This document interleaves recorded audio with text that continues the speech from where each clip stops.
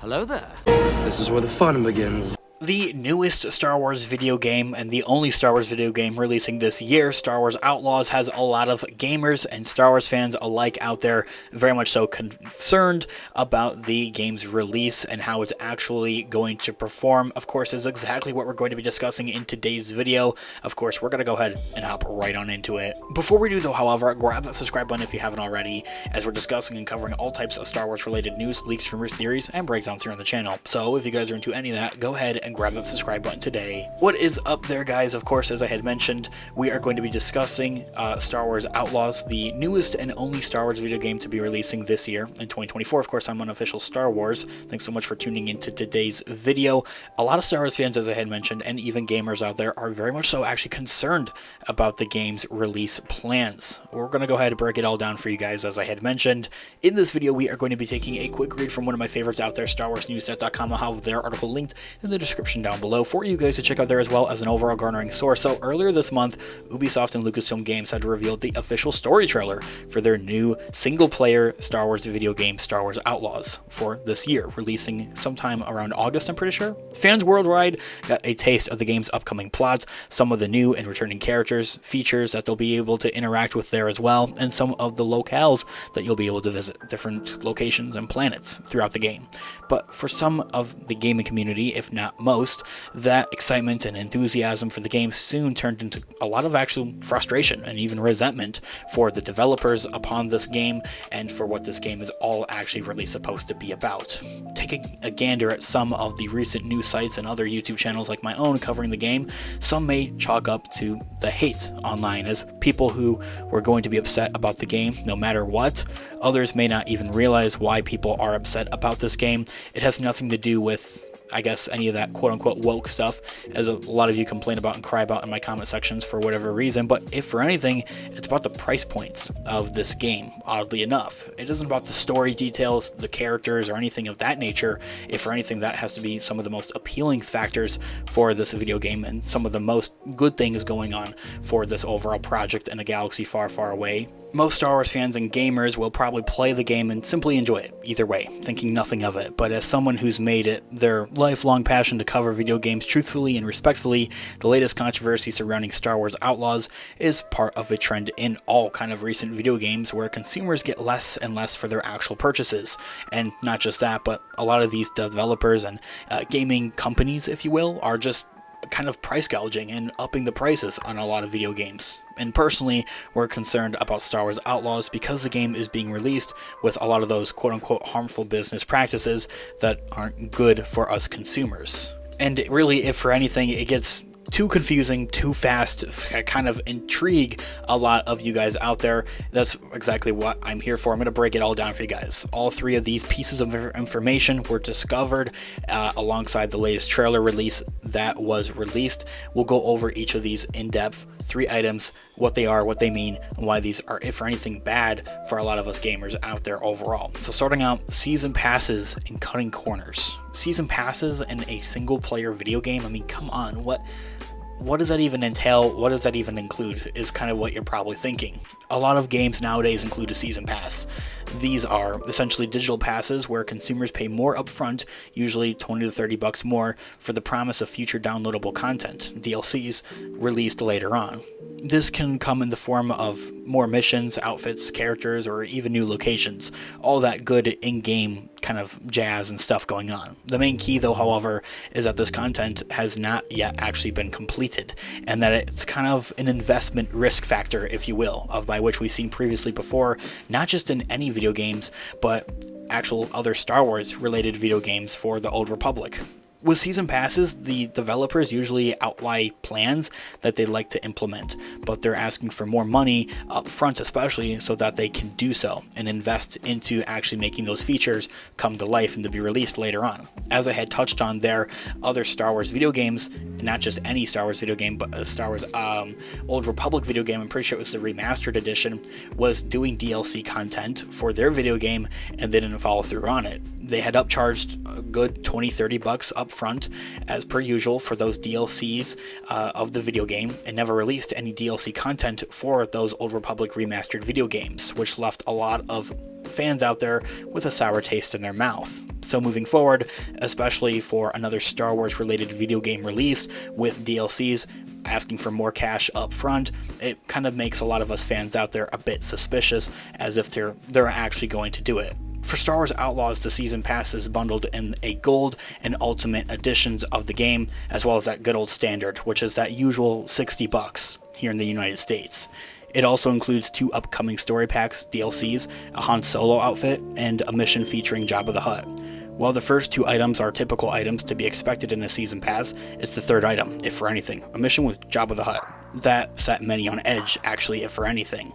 The upcoming story pack DLCs are described by Ubisoft themselves as additional narrative expansions that will come on at a later date, probably next year. This implies that this upcoming DLC has not even been worked on quite yet, but that will come when consumers purchase the season pass. What's not normal, however, is that Jabba the Hutt mission, if for anything, which is, oddly enough, it's a mission that will be available at release. Jabba will be featured throughout the game, but the specific mission will be locked behind a paywall, even though the work on it will have already been completed. It could have been included with the base game itself is the main complaint, but it just won't, because it's a cash grab, kind of. Even though Star Wars Outlaws cost a hefty $70 up front for the standard edition, we can't help but feel nickeled and dimed by this exclusion. I know this is an odd one, but moving forward and onward, the second big concern and even complaint that a lot of gamers and Star Wars fans out there have for Star Wars Outlaws is its deluxe editions for Star Wars Outlaws. I mean, why is this even a thing from the get-go? It's confusing things, and it just feels unnecessary, beating around the bush kind of, really, especially for a single-player video game. What does this have to do with anything? For $110 or even $130, fans can purchase either the gold editions or the ultimate editions of Star Wars Outlaws. The gold edition comes with the game's season pass and access to the game 3 days before its actual release. The ultimate edition adds on top of the gold edition benefits, but it has additional outfits and cosmetic items for in-game vehicles and a digital art book. That's like, not a digital, it's not physical, it's a digital thing though. Gamers being charged for extra items like these have always been a point of contention. Some argue that these should be free, simply with the game's release. Some games do provide these costumes for free, in-game things like that, like in Marvel Spider-Man's 2 or maybe The Witcher 3. But there are plenty of other games as well out there that charge for these items. Games like Street Fighter 6 and Tekken 8 added those cosmetic items like these after that they were released. It's just kind of a part of those microtransactions, if you will. And many fans out there are even upset as these items weren't cheap. Some cost upwards of $15 for just maybe one costume.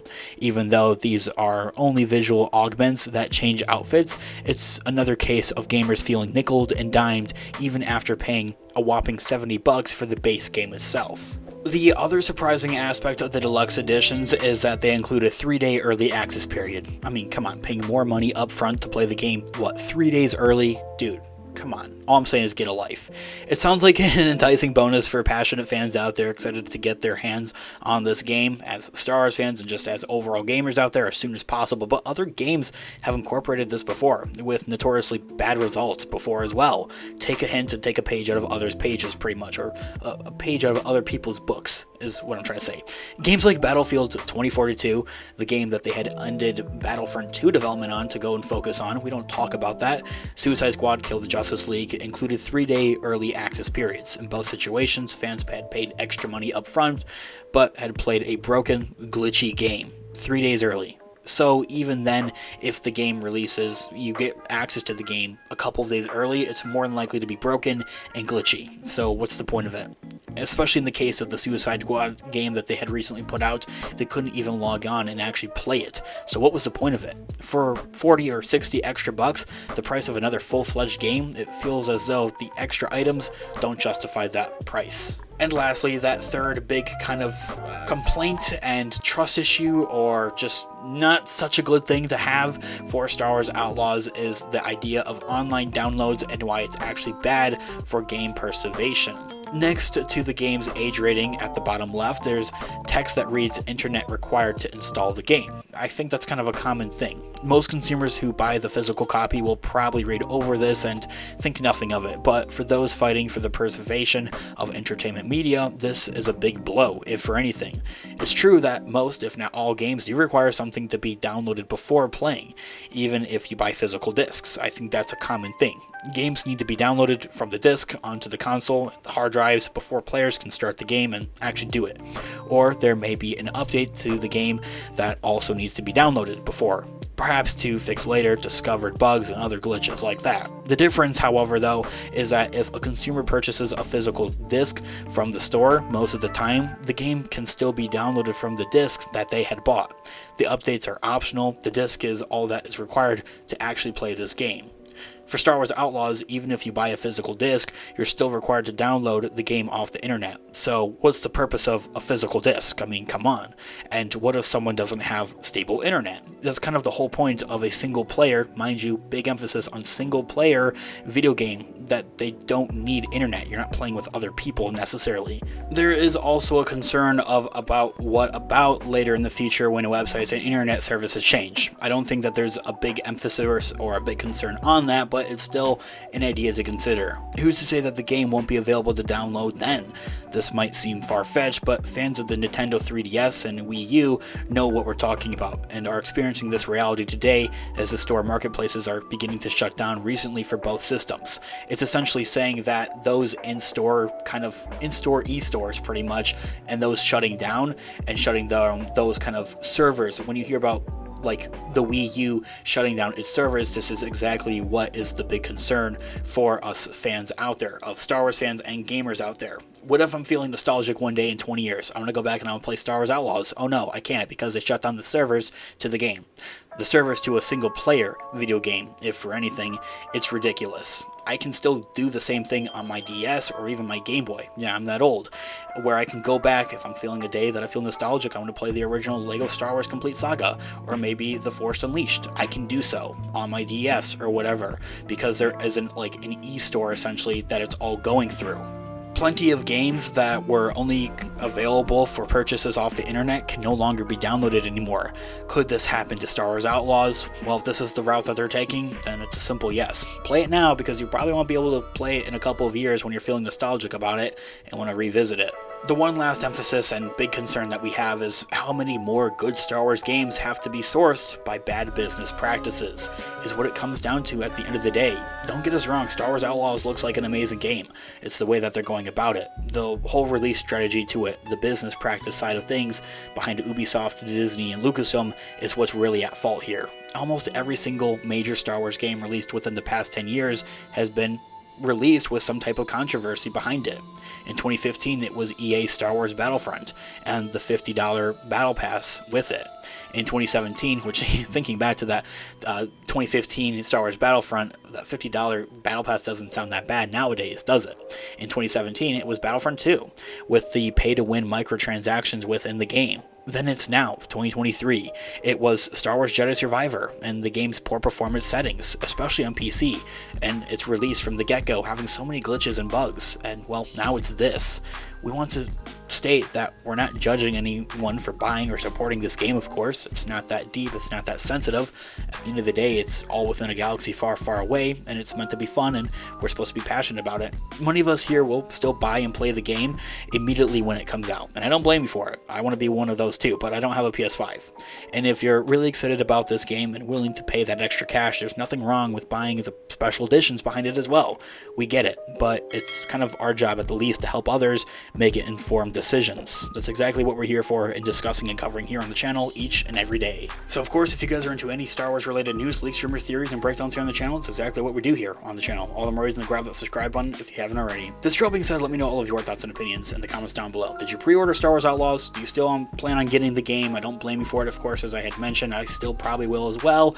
Let me know what you guys are all thinking in the comments down below. I would love to hear what you guys are all thinking. Thanks so much for watching today's video. Of course, this has been an official Star Wars. I'll catch you guys in the next one. Have a great one. May the Force be with you as always. Peace out.